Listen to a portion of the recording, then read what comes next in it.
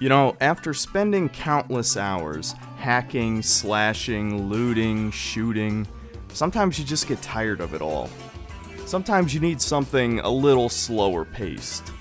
And not movie slow, you know, not something that's a bunch of cutscenes, but actually slower paced gameplay wise. Fewer enemies to kill. Maybe don't even kill any enemies at all. So what genre's like that? Well, the stealth genre, of course. I mean, you saw the title.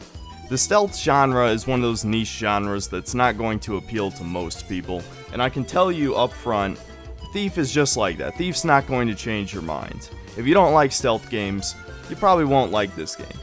But Thief is without a doubt one of the best in the genre, despite also being one of the first in the genre as well. 1998 was essentially the birth of stealth games, because not only did Thief the Dark Project release, but also Metal Gear Solid 1 and Tenku. And all three of those games were highly influential to the stealth genre. And while I haven't played Tenku quite yet, so I can't really speak for its influences, though it looks like a pretty fun game, to be honest, so I'll probably do a video on it in the future. Metal Gear Solid 1 is one of my favorite games of all time. And I don't need to tell you how influential that game is and how amazing it is, despite, you know, kind of looking like absolute shit, being a PS1 game and all. Thief, I would argue, is actually more influential to the stealth genre as a whole, especially modern stealth, because this game invented everything you think of when you think of Deus Ex or Dishonored. In fact, Dishonored basically owes its entire existence to Thief, because it copies the entire retro-future aesthetic, albeit, you know, a slightly different time period and different technology, but the entire vibe of Dishonored came from Thief. And Thief the Dark Project, despite being over 20 years old, is an excellent game. It is absolutely worth playing today if you can handle the incredibly dated graphics and low detail environments that give off a sort of Doom or Quake vibe to them. And Thief 2 fixes many of the problems of the first game, harkening back to an earlier time in gaming when sequels were actually sequels. They improved upon every aspect of the previous game, essentially. And so before I get into this is my first Patreon requested review. So this format is somewhat flexible, so feel free to give any criticisms. Likely things will change from here on, but yeah, I've already talked about my Patreon a few times, so to keep it simple, if you are a tier 2 patron, I will make you a video at some point. Obviously, there's a bit of a backlist at this point. If you were to become a tier 2 patron now, you wouldn't be able to get a video until February, so keep that in mind. But yeah, you know, give honest criticism, let me know what you think. Thank you to Console Argonaut for essentially sponsoring this with your $5. And let's get straight into this.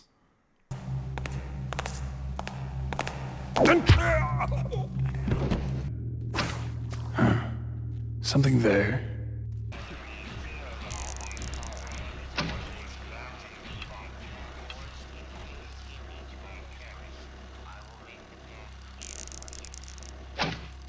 Who's making all that noise? All right. Thief the Dark Project, developed by Looking Glass Studios, is surprisingly one of the most influential games of all time that nobody talks about. Part of that being that it's a PC game, and a PC game in 1998, you sort of had a limited audience unless you were called Doom. So unfortunately, none of the trilogy sold well, which is why you haven't heard the name Thief in probably nearly 10 years at this point, and even that name is stained by a supposedly mediocre reboot, which I haven't played, so I'll probably check that out in the future. But so what exactly makes the original trilogy of games so influential? Well, it's basically the mechanics, because these mechanics defined what made a first-person stealth game. Everything that is used in Dishonored and Deus Ex came from this game. Crouching, noise levels, dynamic lighting, throwing objects to distract enemies, hiding bodies, leaning. This is the original stealth game, people. This is stealth. And despite being the first to implement many of these mechanics, the dynamic lighting and noise level systems actually have more depth than most modern stealth games. Let's just take the lighting for example, right? So you have a small little box in the bottom of the screen that shows your current light level, right? Which essentially, is a loose determinant of, how far enemies can see you from, right? And surprisingly, guards and thief are very observant to a point. They can see you from actually across a room. It's fairly realistic, and their peripheral vision actually extends beyond human levels. Like, they will notice you if you are slightly behind them. Unlike most stealth games where enemies only have like basically a 90-degree cone of vision. No, they have the full 180 plus probably another 30 or 40 degrees.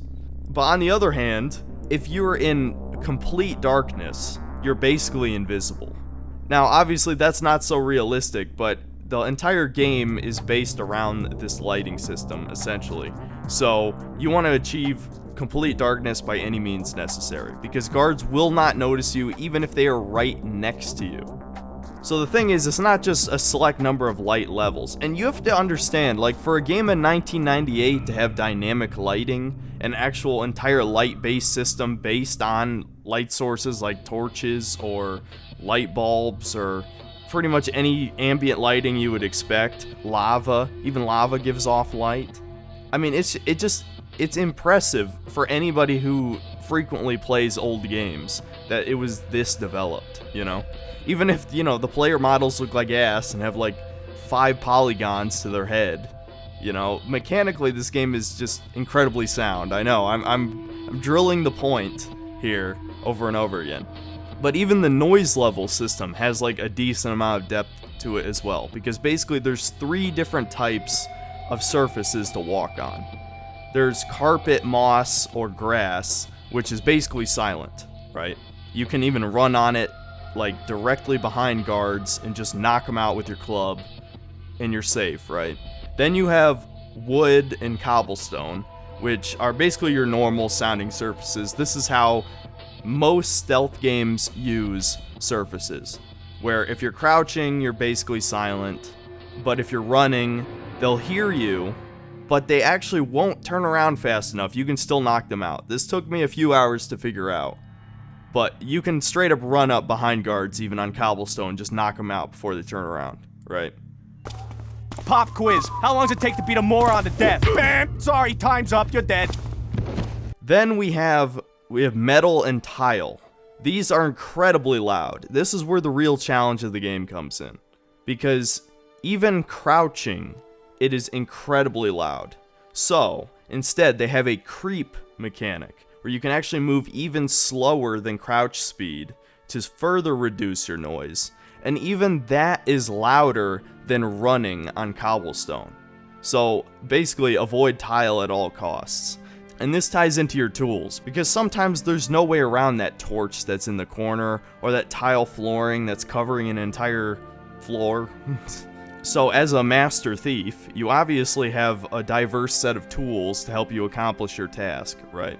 And surprisingly, something as simple as a water arrow is one of the most useful items in the game, because a water arrow can put out torches. And as I've already explained, when you're in complete darkness, you're invisible, effectively. And then you have the moss arrows, which are basically the same thing, but for sound. A moss arrow will turn any surface into carpet, essentially. So you're completely silent moving across it. Perfect for those tiles and obnoxious metal grating. Of course, you've got a sword, which you're probably never going to use, because sword combat is complete ass, which is intentional, because this is a stealth game. You're not supposed to kill people. And you're supposed to be at a severe disadvantage to guards, which you are. I mean, just wielding your sword slows you down. On the other hand, you have the blackjack, which is a club, and it is infinitely more useful, because this is before stealth takedowns, which are now in every game ever. Any game that has even slight stealth mechanics has a stealth takedown now. But no, it's actually refreshing for once to have to do something manually. In the blackjack, it knocks people out. It's a club. You bonk them on the head and they're out cold, as long as they haven't already seen you. And obviously, despite being a tiny black stick, it is probably the most useful item in the game. As long as you know how to manipulate the sound mechanics. Just knock out everybody, hide them in a dark corner, and you're free to explore levels to your heart's content. Your most diverse tool is going to be your bow, though, of course, as this is where all of your arrows take up a different item slot. So you've got your standard arrows, which again you'll probably never use, except for a sound distraction. Because yes, even back in 1998, they were like, oh, you know, if a piece of metal hits a hard surface, it's gonna make a noise. And so yeah, you can actually use this to distract guards. Then we have the water and moss arrows, as I've already explained. Then we have rope arrows, which if you shoot into a wooden surface, will deploy a rope that you can climb on, which is actually pretty awesome. I mean, it adds an additional platforming element, and if you're creative and observant, you can use this to skip tile floors or traps or, you know, whatever's in your way at the moment. I imagine there's even sequence breaks you can probably do with this in certain areas. Then there's fire arrows, which again, you'll rarely use. They have one main use in the first game, which is probably my main complaint about the game, which we'll get into in the level design. But it's another combat-focused weapon in a stealth game. Then we have the noisemaker arrows, which are essentially a more advanced distraction tool. You know, are exactly what it sounds like. It makes a noise that attracts guards more consistently to a specific area than just shooting an arrow at a rock wall and hoping for the best. Surprisingly not as useful as you would think. The final type of arrow, and also the most rare and expensive, is the gas arrow, because it's essentially a tranquilizer dart. And in a game like this, that can be pretty overpowered, so of course, you only find a small handful in the entire game, and they cost like 500 gold per arrow, so use them wisely. They even have a small area of effect, so you can take out 2 or even 3 guards if you time it right. On top of your main weapon wheel, you also have one-time use items that help your stealth, like flash bombs, which, yeah, self-explanatory. It'll flash a guard for a few seconds, and flash yourself if you don't turn away, which is a nice touch, for a quick getaway. There's lockpicks, which honestly is probably one of the more annoying mechanics. Less annoying in the second game because there are less locked doors, but in the first game, you're going to be using your lockpicks a lot. Like, it's probably the worst mechanic in the game. And then the final main use items are mines. There are normal lethal mines, which again, you're probably not going to use that often, except in a few specific scenarios. And gas mines, which are even more rare and expensive than gas arrows, but essentially operate the same, just in a proximity mine format. The rest of your use items are things that you'll just find throughout the level, like treasure or keys. Now let's get into the main structure of the level design, because this is something that's both impressive, but also was kind of necessary given the limited graphic fidelity in the game. These levels are massive. This is where the mini sandbox level design for stealth games came from, essentially, right? Because as a thief, your main objective is essentially to infiltrate a building and steal all the valuables, and whatever main treasure was your goal for the mission, the point of the story, right?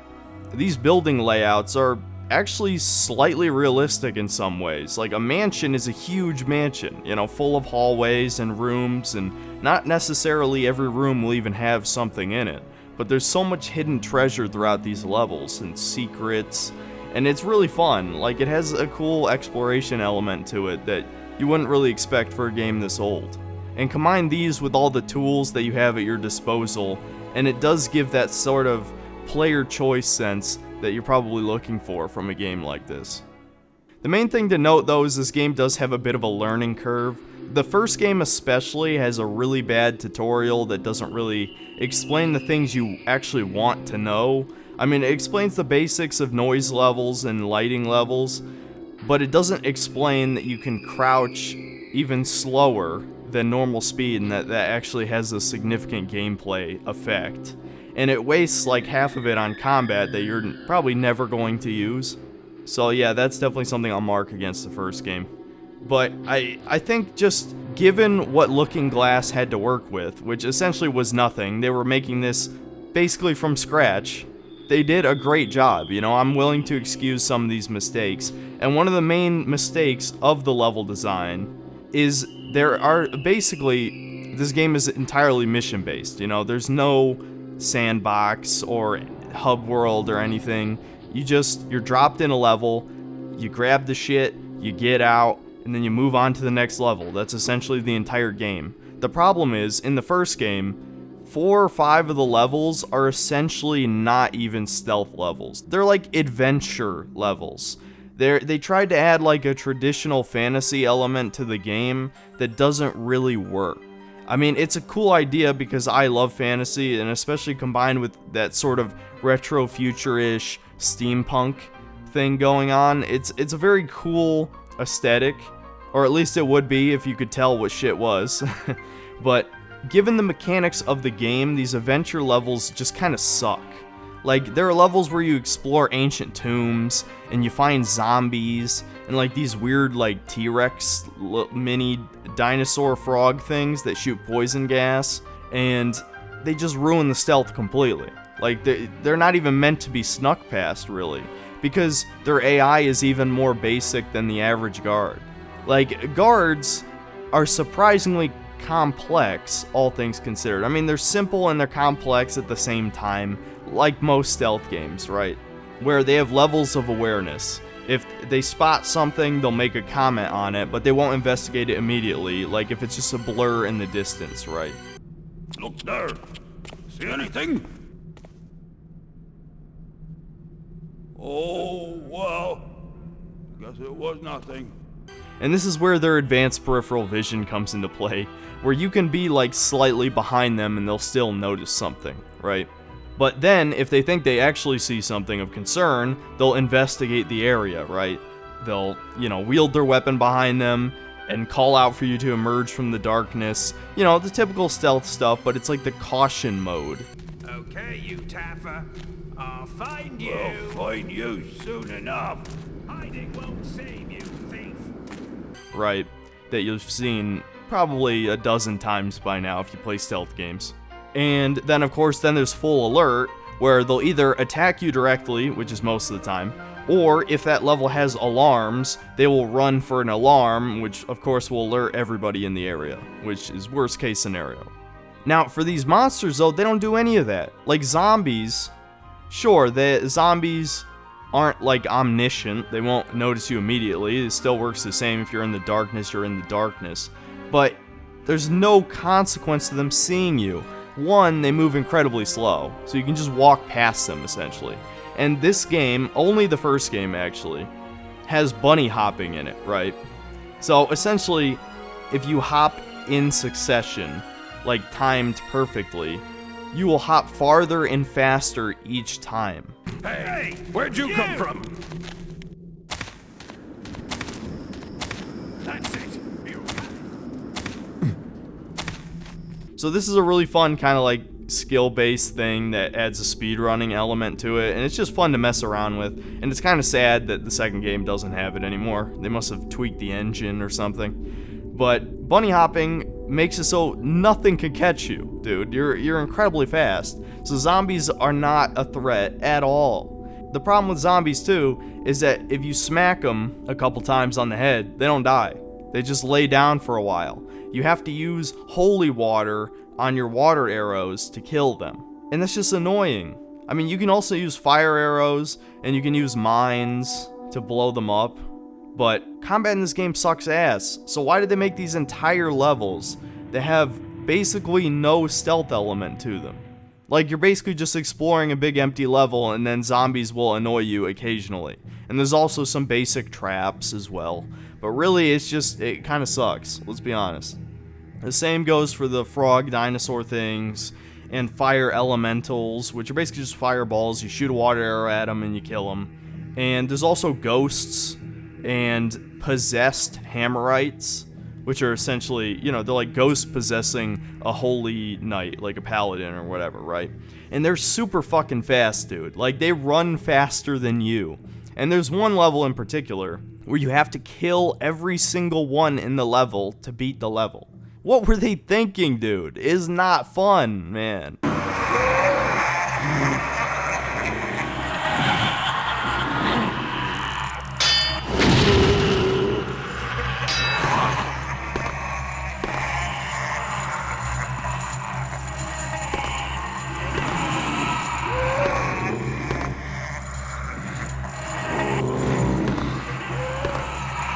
They are a pain in the ass if they see you, dude. I don't know, it's just not fun. The combat levels are just not fun at all, really. And some of the levels, they mix these combat guys with normal stealth, and those are fine. But I just think otherwise good levels are ruined by not having any of the actual stealth mechanics play into it, right? Now, one more thing to note is I played the gold version of the game, which adds 2 additional levels, which are pretty nice. You get to rob the Thieves Guild, and you get to explore like this huge opera house and stuff. And on top of all the other levels, it's a really fun thing. And another thing too with the actual magic elements is there's a point in the game where you have to like break into this huge mage tower with all these elemental towers that have different platforming challenges and stealth stuff, and it's really fun. Like, I really like that part. And near the end of the game, you actually have to take out this chaos god, essentially. I mean, you don't kill him, you use your thief skills to replace this mystical artifact that you stole earlier in the game with a fake one, and that kills him. That kills the god, because it, like, destroys his ritual to, like, invade the world with demons and stuff. And it's a really cool thing. And now this is important because it plays into the sequel a bit, but I will say the story in this game does not matter at all. You steal shit from a building, then you move on to the next building. The only plot is that this guy named Constantine hires you to steal this mystical artifact eyeball thing, right? And of course it turns out he's the chaos god and it was all a trick, and then he's gonna invade the world with his nature demons from the Feywild abyss type of dimension, right? And then you stop him, and that's the end of the game, which leads directly into the sequel. Now, Thief 2, as I said earlier, it's not quite the top tier of sequels where it improves upon every single element and is just unquestionably like better in every way, but it's close to that.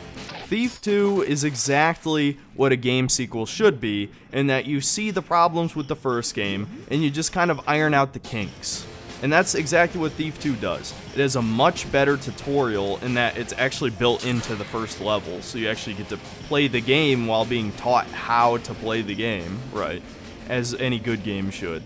And it adds some new Thief tools that are pretty fun, like invisibility potions, feather fall potions, which of course get rid of fall damage, the scouting orb, which essentially, I didn't explain this, but Garrett loses his eye in the first game.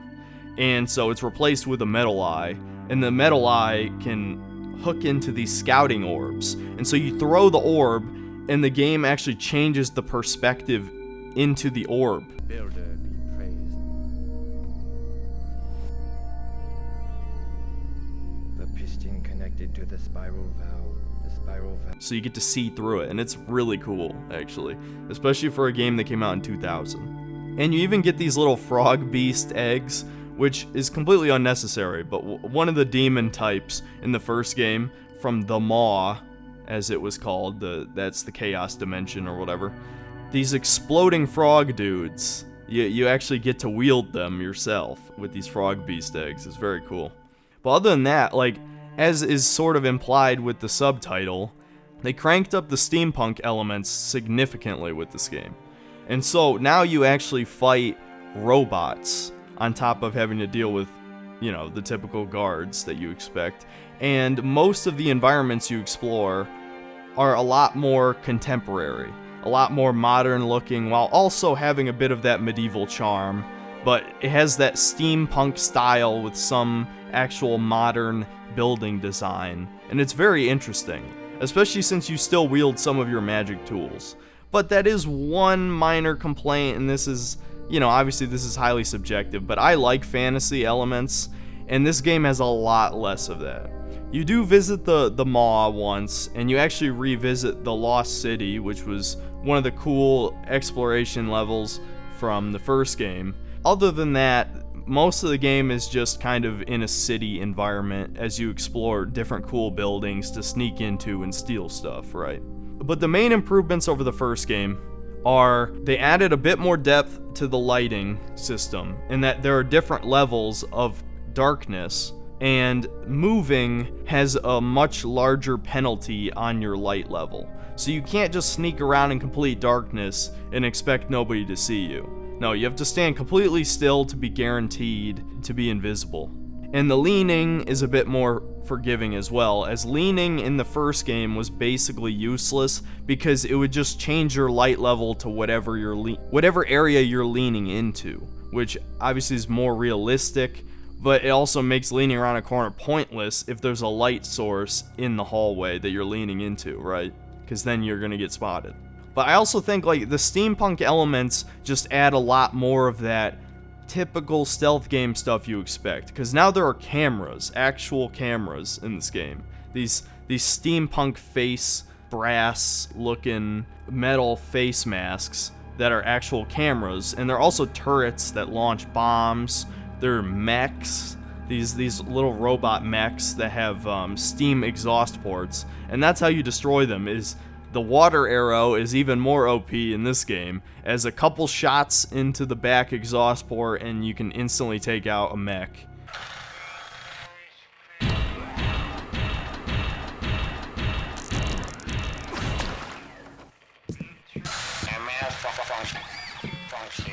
Which is kind of anticlimactic in a way, that these huge intimidating machines are taken out by basically a water balloon. The AI for guards is also improved in that they'll actually notice you putting out a torch, and in some cases attempt to relight it, or if they're close enough, investigate the source of where you shot the arrow. So that can add a bit of a challenge as well. Some of the level objectives are actually a bit more complex as well, as in the original game, changing the difficulty only changed objectives, right? It didn't change like enemy damage or health or anything. It basically made it so you had to steal more treasure, and you also couldn't kill anybody. That's still in the second game, but also even on normal difficulty, the objectives are more complex. Like certain missions, you're not allowed to kill anybody, or you can only knock out up to 5 guards, because any more than that and they'll know it was you. Some missions need you to find specific secrets, like a hidden staircase.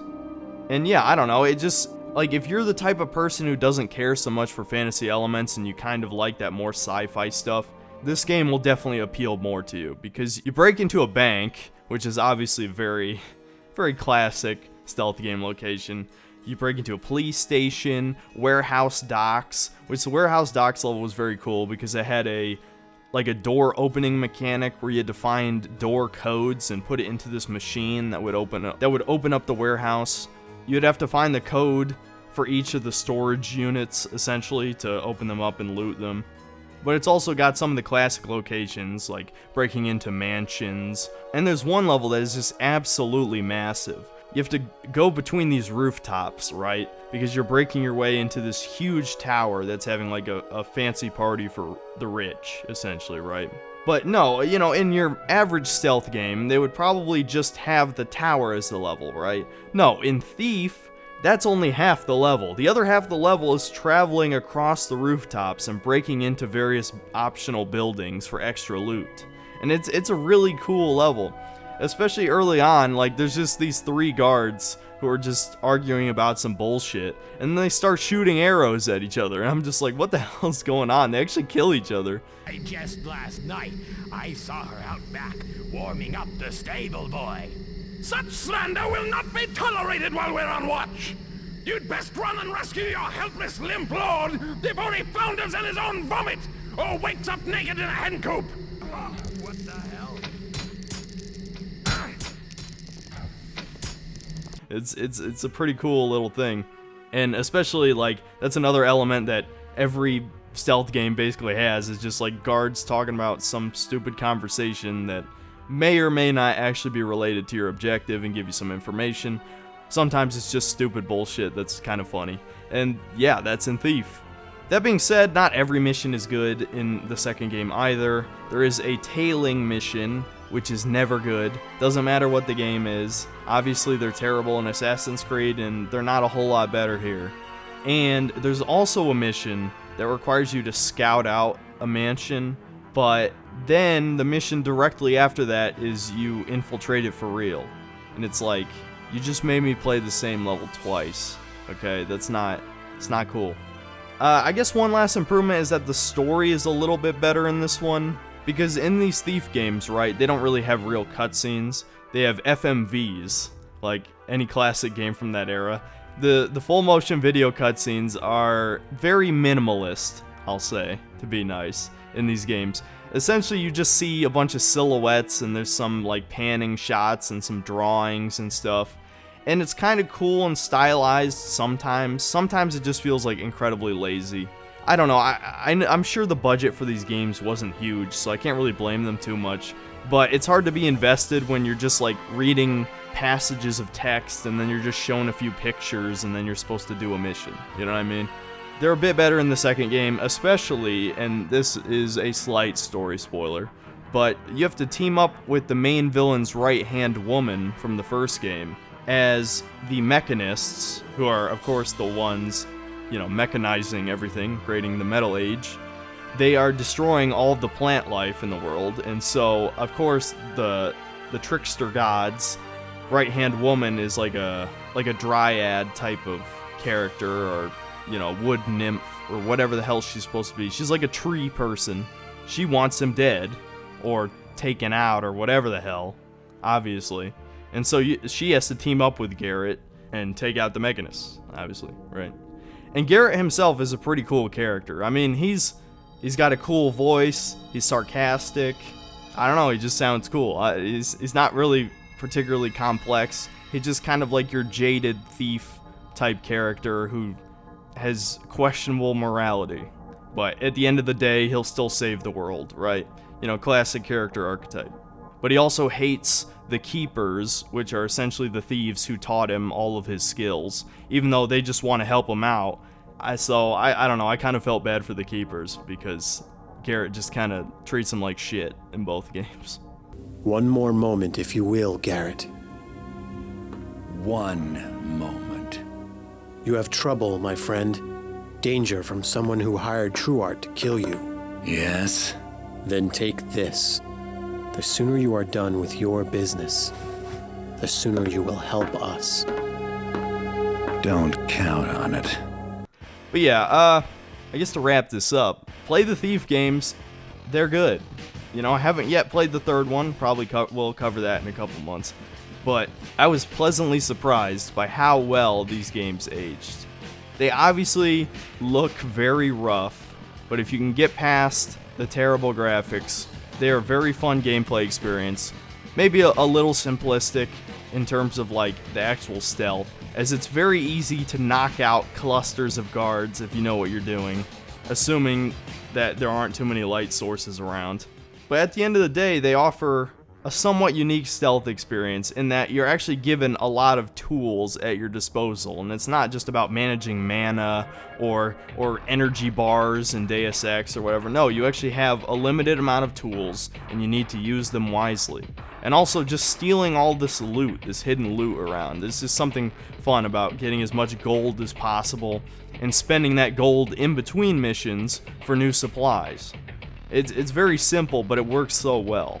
So yeah, I would highly recommend Thief to anybody who likes stealth games. If you don't like stealth games, I don't think it's going to change your mind, because it doesn't really offer anything outside of the pure stealth gameplay. Unlike something like Deus Ex, which has a really compelling story, and also kind of okay combat if you hate the stealth elements.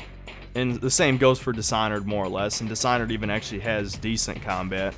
Nah, Thief is a purely thief game. You play a thief, that's how you're expected to play. You should be a thief. And sometimes that's all a game needs to be. Alright, this video took a lot longer to make than I had intended. I'm still debating in my head if it's worth actually making that Immortals Phoenix Rising review, because there's really just no time, and I'd rather play Cyberpunk because it comes out in a couple days. So yeah, I don't know, let me know what you thought about the video. You know, like, favorite, subscribe, donate to my Patreon if you think I deserve it. You know, especially if you want a video like this. You know, I plan to keep making things like this in the future. Probably not this long. I really like stealth games, so I can ramble on for a long time about them. But I probably won't play any for a while, as I would like to just get back to, like, shooting and stabbing stuff for a bit. But yeah, you know, super excited for Cyberpunk. Can't believe it's not getting delayed. Yay. That's about it. See you next time, guys.